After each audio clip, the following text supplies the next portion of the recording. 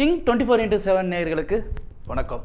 இன்னைக்கு திரை விமர்சனம்ல நம்ம பார்க்க போற படம் ரசவாதி. பாத்திரலாம் போடா. இந்த படத்தை இயக்குனர் சாந்தகுமார் இயக்கியிருக்காரு. இவர் ஏற்கனவே மகாமுனி, மௌனகுரு அப்படிங்கிற 2 படங்களை கொடுத்துருக்காரு.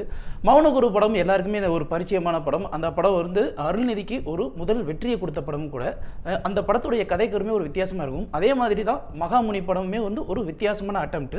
ஸோ அதே அட்டெம்ப்ட் தான் இந்த படத்துலேயே அவர் ட்ரை பண்ணியிருக்காரு. அது என்ன ரசவாதி அப்படின்னு ஆராய்ச்சி பண்ணும்போது அந்த ரசவாதி பெயருக்கு முன்னாடி உலக புகழ்பெற்ற நாவல் ஆசிரியரான பவுலோ கோய்லோ அப்படிங்கிற ஒரு எழுத்தாளர் இருக்காரு. அவருடைய புத்தகம் தான் தி அல்கெமிஸ்ட். இது உலகத்தில் இருக்க எல்லாருக்குமே ரொம்ப பிரபலம். அதோடைய தமிழாக்கம் தான் ரசவாதி அப்படிங்கிற அந்த ஒரு பெயரில் வந்துச்சு.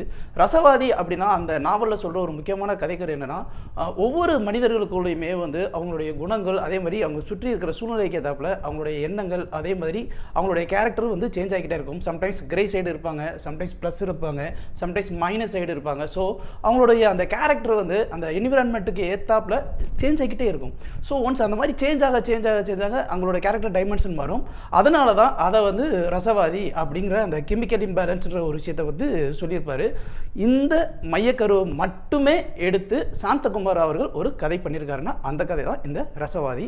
இதில் வந்து ஒரு 3 முக்கியமான கேரக்டர் இருக்குது. முதல் கேரக்டர் அர்ஜுன் தாஸ் கொடைக்கானலில் ஒரு சித்தா டாக்டர், அதே மாதிரி ஒரு சித்தா ஆராய்ச்சியாளர். இயற்கை உண்டு, தான் உண்டு, தனிமை உண்டுன்னு ஒரு வாழ்க்கை வாழ்ந்துக்கிட்டு இருக்காரு. அவருக்கு பின்னாடி ஒரு சின்ன சோக கதையும் உண்டு. இது ஒரு பக்கம் இருக்கட்டும். இன்னொரு பக்கம் பெங்களூரியனாக இருந்த தன்யா ரவிச்சந்திரன் வந்து கொடைக்கானலுக்கு எல்லாத்தையும் விட்டுட்டு அங்கே நடந்த ஒரு சின்ன பிரச்சனையால் கொடைக்கானலில் ஒரு ஹோட்டல் ரிசார்ட்டில் டே டைம் மேனேஜராக வந்து ஜாயின் பண்ணுறாங்க. இன்னொரு பக்கம் சின்ன வயசில் அப்பா அம்மா சண்டையை பார்த்து மென்டலாக வந்து டிஸ்டர்ப் ஆன ஒரு இன்ஸ்பெக்டர் ஆஃப் போலீஸ் வந்து அவர் கொடைக்கானலுக்கு மாற்றுதலாகி வராரு. இப்போது இந்த 3 மனிதர்கள் அவங்க சந்திக்கும் போது அவங்களுக்குள்ள நடக்கிற அந்த ரசவாதம், என்னென்ன பிரச்சனைகள் அப்படின்னு சொல்கிறது தான் இந்த படத்துடைய ஒட்டுமொத்த கதையுமேவும். இப்போது இந்த கதைக்குள்ளே உள்ள வரும் கதை வந்து நம்ம ரெகுலராக பார்க்கும்போது ரொம்ப சாதாரண கதை தான். ஒன்று இவங்க அடிப்பாங்க, இல்லை ஜெயிப்பாங்க, அவ்வளோதான். ஆனால் சாந்தகுமார் இதை கையாண்டிருக்க விதம் தான் ரொம்ப முக்கியமான ஒரு விஷயம். பொதுவாகவே வந்து அவர் எப்போவுமே ஒரு விஷயத்தை எடுப்பார். அதாவது ஒரு மென்மைத்தன்மை இருக்கும், ஒரு சாஃப்ட்னஸ், இன்னொன்று ஹார்ட்னஸ். எப்போவுமே ஒரு ஆண்டவன் இருந்தால் இன்னொரு பக்கம் அரக்கன் இருப்பான் அப்படின்னு சொல்லுவாங்க இல்லையா? அதே மாதிரி தான் ஒரு கேரக்டர் வந்து நேச்சரை விரும்புகிற ஒரு சாதாரண ஒரு கேரக்டர். இன்னொரு கேரக்டர் ஒருத்தர் சந்தோஷமாக இருந்தாலுமே எனக்கு பிடிக்காது அப்படிங்கிற மாதிரியான ஒரு கேரக்டர். ஸோ இந்த 2 கேரக்டர் இப்போ இதில் எந்த கேரக்டர் ஜெயிக்குது அப்படிங்கிற காம்படிஷன் தான் இந்த படம் முழுசுமே போய்கிட்டே இருக்கும்.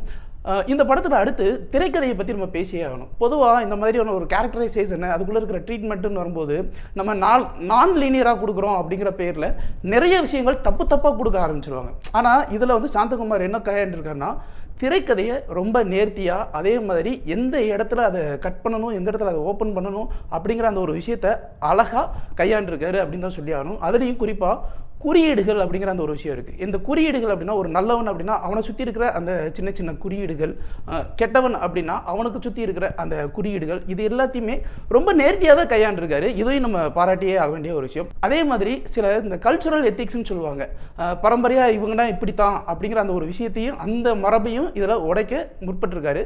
அதில் குறிப்பாக பெண்ணுனா மகாலட்சுமி மாதிரி அப்படின்னு நம்ம பேசுவோம். பெண்ணுன்றவ மகாலட்சுமியாக இருந்தாலுமே கூட அவளுக்கு பிடிச்ச சில விஷயங்களும் செய்வா அப்படிங்கிற அந்த ஒரு யுத்தியை வந்து இதில் கையாண்டிருக்காரு. இது எந்த அளவுக்கு பிடிக்கும் அப்படிங்கிறது வந்து படம் பார்த்ததுக்கப்புறம் தான் நமக்கே தெரியும். ஒட்டுமொத்தமாக இந்த திரைக்கதை அவ்வளோ லீனியராக, அவ்வளோ பக்குவமாக எடுத்துகிட்டு போனதுக்கு இன்னொரு முக்கியமான ஒரு விஷயம் இதோடைய பின்னணி இசை, அதே மாதிரி சினிமாட்டோகிராஃபி. இந்த சினிமாட்டோகிராஃபியை வந்து சொல்லி ஆகணும். கொடைக்கானல் ரொம்ப நேச்சுரலான ஒரு ஏரியா அப்படின்றதுனால தேவையில்லாமல் நிறைய கலர்ஃபுல்லான விஷயங்கள்லாம் கொடுக்கணும் அப்படின்னு எந்த ஒரு இதுவுமே இல்லாமல், மெனக்கெடலுமே இல்லாமல் அழகாக அந்த காட்சிக்கு என்ன தேவையோ அந்த காட்சிக்கு உண்டான தத்துருவம் அப்படியே இருந்திருக்கு. பின்னணி இசை வந்து ஒரு கேரக்டரை வந்து நம்ம பார்க்கும்போது பயமாக இருக்கணும் அப்படின்னா அந்த பயத்துக்கு உண்டான இசையை வந்து கொடுத்துருக்காங்க. அதே மாதிரி ஒரு மென்மைத்தன்மை வேணும்னா அதுக்கு உண்டான இசையுமே அங்கே கொடுத்துருக்காங்க.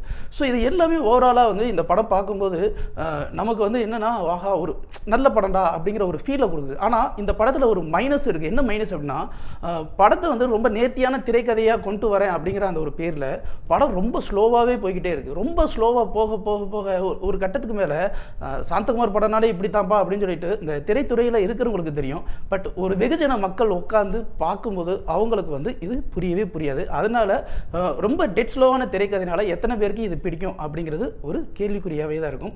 அதே மாதிரி சாந்தகுமார் எப்போவுமே வந்து அவருக்கு பாம்பு பிடிக்குமா என்னன்னு தெரியல, ஒவ்வொரு படத்துலையுமே வந்து இந்த பாம்பு ரொம்ப முக்கியமான ரோல் பண்ணும். இந்த படத்துலேயே வந்து ஒரு பாம்பு விஷயத்தை ஒன்று கொண்டு வந்திருக்காரு. அது ஏன்னு இதுவரைக்கும் சத்தியமாக புரியல. அது சாந்தகுமார் அவர்களுக்கே வெளிச்சம். ஆக மொத்தத்தில் ரசவாதி நம்ம மனசுக்குள்ளே இருக்கிற ரசவாதத்தை எல்லாத்தையுமே மாற்றும் படம் பார்க்கும் பொழுது. நன்றி. மேலும் உங்களுக்கு வேறு ஏதாவது ஒரு திரைப்படத்தை பகுப்பாய்வு பண்ணணும் அப்படின்னு நீங்கள் விருப்பப்பட்டீங்கன்னா அந்த படத்தை கீழே கமெண்ட்ஸில் போடுங்க. எங்களால் முடிந்த வரையிலும் கூடிய வரையிலும் அதை நாங்கள் உடனே கொடுக்க ட்ரை பண்ணுறோம். உள்ளூர் செய்திகள் உங்கள் விரல் நுனியில் 200 கோடி பார்வையாளர்களை கடந்து கிங் 24/7 ஊடகம் செய்தி, பொழுதுபோக்கு, உடல் நலம், தன்னம்பிக்கை, வேலைவாய்ப்பு, சினிமா செய்திகளை படிக்கவும் பார்க்கவும் பரவசப்படுத்தவும் ஒருங்கிணைந்த செயலியை அறிமுகப்படுத்துகிறது. Download king 24/7.